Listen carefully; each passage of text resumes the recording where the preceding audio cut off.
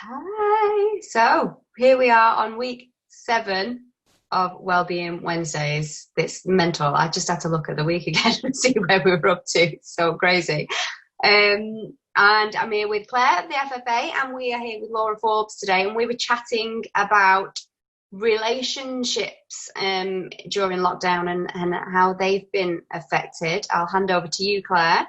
Yes, Laura, you are, correct me if I'm wrong, a communication and empathy specialist and the founder of Quit Dating Idiots, which I am intrigued to find more about.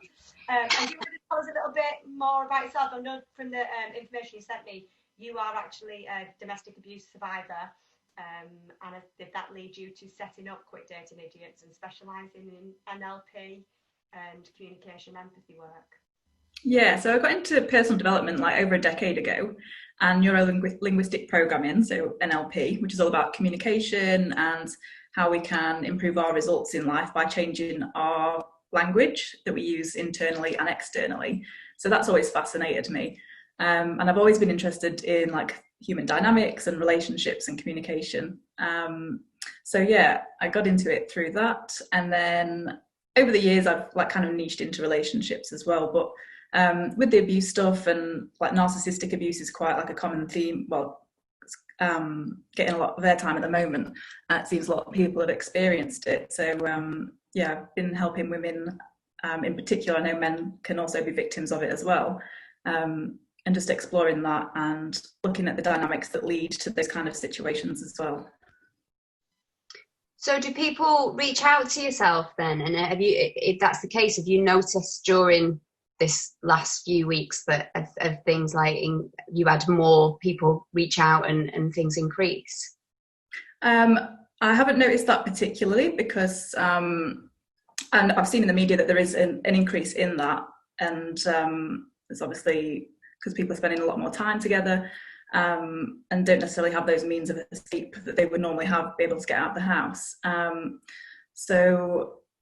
But in terms of like people that communicate with me, not so much. There's been a lot of people that have said, like, thank goodness I got out of that situation because I would hate to be trapped with that person right now. So yeah, mainly the people that I deal with are people that have gotten themselves out of the situations and then are just kind of dealing with the healing side of things after that. Yeah, because it's such a funny situation we're in right now, isn't it? In terms of, you know, even in like I'm in a happy relationship and Claire, you're married as well and happy relationship. But even that I think is difficult because we're in this situation where normally for me, my headspace is just getting out, going to work, seeing friends, seeing family, and you've got time to vent or to do things that, you know, you can get kind of clarification and balance. But I feel like this is such an unnatural situation where we're in the house with your loved ones 24/7 pretty much, apart from like your daily walk or, you know, even that sometimes we do together. So it's so full on. So it's crazy, isn't it? Claire, how are you finding it with your gang? Yeah, I mean, it's complete opposite to the norm for us because we're both so busy and we're both quite independent. So I do things with my friends, I play different sports, go to the gym, I have my hobbies, and my husband has football and his hobbies. So and then we've got 2 kids, so one of us is usually taking one kid to one place and one somewhere else with another. So actually, we are really like ships in the night. And I was really worried at first, thinking, I don't think we've actually ever spent this much intense time together.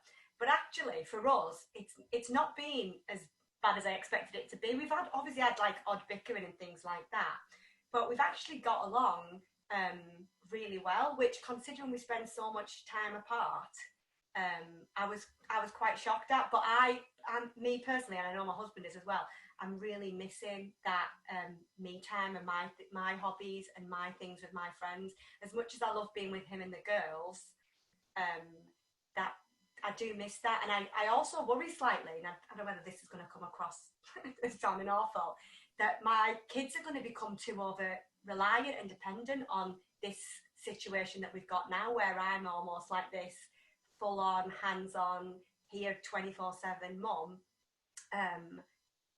When this all changes, because I want to go back to that level of independence that we all had from each other. And whereas I think they're really adjusting to this and thinking this is going to be the new norm, that me and Daddy are going to be here all the time and do everything with them. Yeah, I had that with Stanley. So my little boy, I was only saying to my mum the other day, like, he's desperate to see my mum and dad and misses them terribly. But my mum was kind of going at you'll probably find that although he'll be excited to see us, the second you try to leave to go anywhere, it will be a massive thing, because he's the same. He's got used to having, like you say, mummy and daddy there on tap 24/7.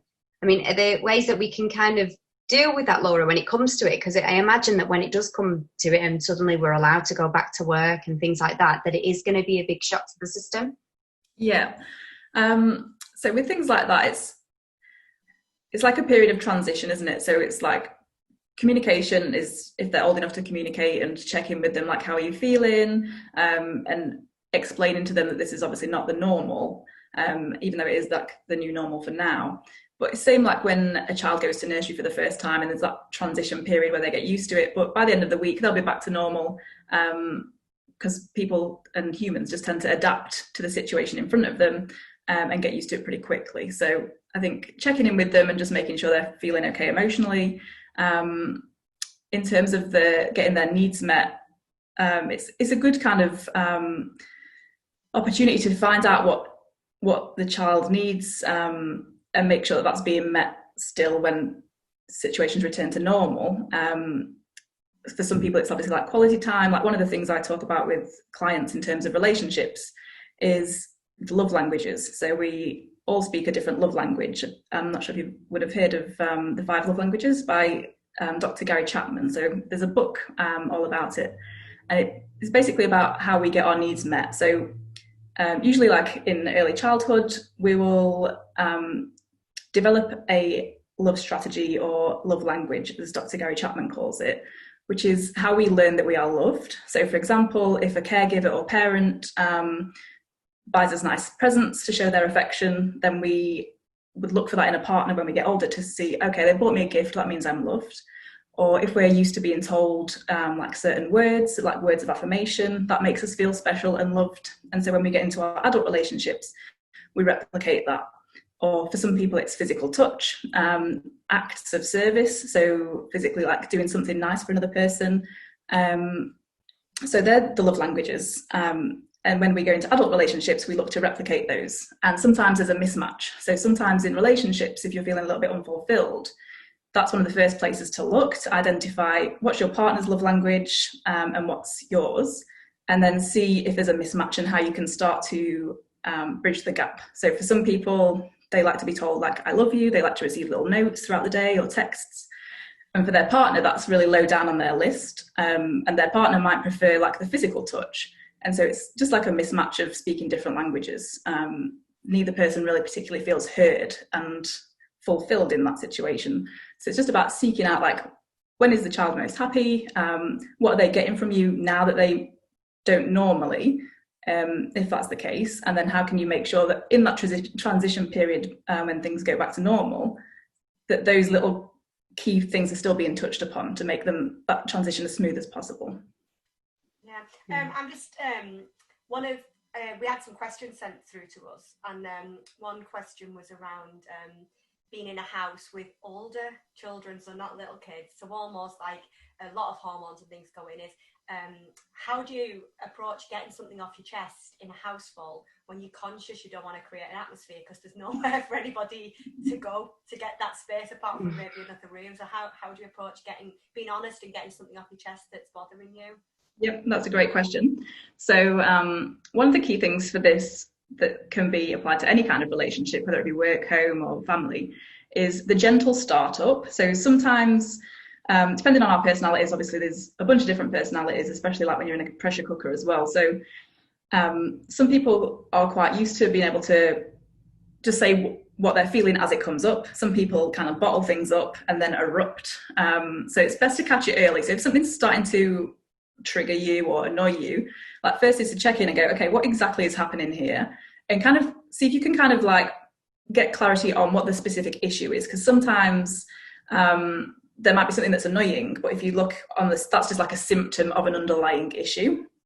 For example, taking the bins out, right? So it's like, I've asked you to take the bins out and you've not done it, So the bin is kind of like the issue, but actually underneath that, it's like, I feel that you're not really listening to me, that you don't respect me or appreciate like all that I do, and I ask you to do one thing. So like trying to trace it back to the actual root issue and then do the gentle startup. So it's like, rather than just erupting and going into a big argument, just say, look, have you got a Annie.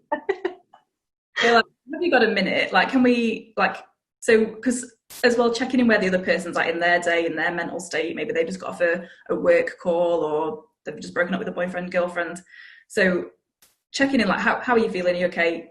There's something that's bothering me. Can we have a conversation around it? And it's literally just going back to like the basic conversation skills, like just checking in. How are you doing? Something's bothering me. Can we talk about it? It doesn't need to be an argument. Like, what I want is a resolution. I want to get your thoughts and on this as well. Another, again, like a linguistic piece is to not kind of go like, you don't do this, or you always do that, or you never do this. It's like the language we use can be triggering to the other person on the receiving end, and then that negates an actual resolution, because you just kind of react, or the other person might then go defensive and you won't get the outcome you want. So being mindful of that and say, look, I asked you to take the bin out and I noticed you haven't done it. Like, is there a reason why? And the reason I ask is that when you don't do it, it makes me feel X, Y, Z. It makes me feel like you're not appreciative of what I do, or that you are ignoring me, which makes me feel sad or upset. Because that's the other thing, like sometimes we don't like to show that vulnerability of the emotions. We kind of like to keep a lid on it and be all strong. But if we want to connect on a deeper level, then we have to go to those spaces and have those discussions. Again, it's not perfect, so you might try this and not get the response you were looking for, but that doesn't mean to never do it again and to just keep on playing the argumentative patterns. It just means it needs practice. So I don't know if you've heard of Brené Brown. She does a lot of great stuff around communication and empathy, and even she says in some of the podcasts that she does that she still needs to rehearse those courageous conversations, because it's like we can either choose to play out the same old patterns that we used to playing out, or we can change our response to it, which will then have an effect on the outcome as well. That's really interesting. I think I need to do that, because sometimes I do just go straight for the argument and I say things, and in my head I think afterwards, like, that wasn't actually kind of how I planned it to go, or yeah, I do that, you don't do this, or you always do that. And I know it myself, if it was the other way around that was being said to me, it just would not work at all. But I can't stop myself. It's like, I have to get it out.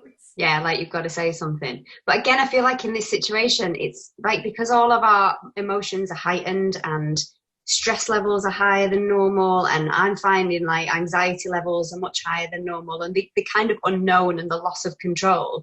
So communication is obviously key, and I think that I definitely need to do more of that, and I think that that's like fantastic. But what do you do when you, like, I feel this sometimes when I kind of feel like, right, okay, so I feel like I want to broach that subject, or yeah, that's annoyed me, but I don't feel like dealing with it that day, because I think at the moment there's so much else going on that it feels like it's just another thing. And although bottling up is probably even worse than actually dealing with it.